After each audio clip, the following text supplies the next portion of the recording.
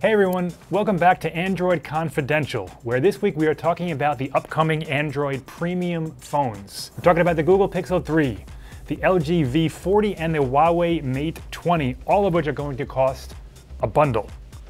And you probably want one. But wait, what if it doesn't have to be that way? What if you don't need to spend $800 or $900 on a phone just to get the phone that you want? So before you spend all that money, consider these three things first.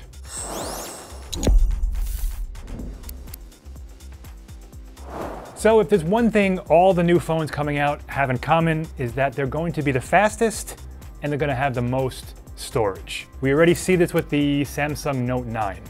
We got up to 512 gigabytes of space inside the phone, which is crazy. And we have a Snapdragon 845 processor, which we know is the fastest out there.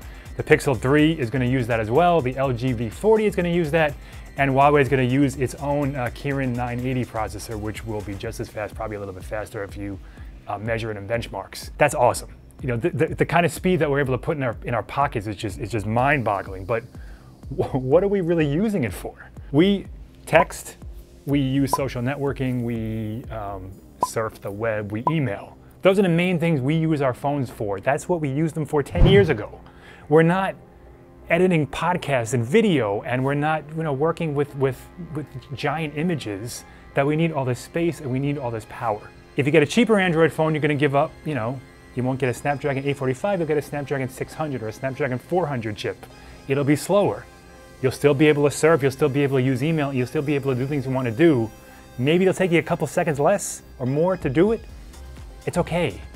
We don't need that kind of speed to get a good experience out of our phone, and Android phones have expandable storage.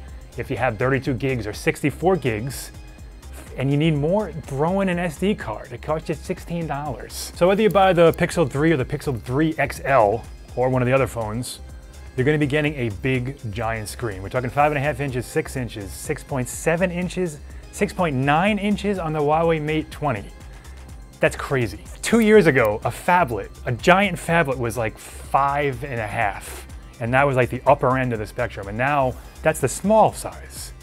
Do we need 6.4 inches? The iPhone Max X, whatever it is 6.5. And like I said, Huawei's is gonna be almost 7. So, I mean, we're pushing the boundaries of what can fit in our pocket, what can fit in our hands, and what we really need to use on our phones. The text is only gonna get so big, and we're only gonna see so much on our phones. We don't need to carry around small tablets in our pockets anymore. And resolution.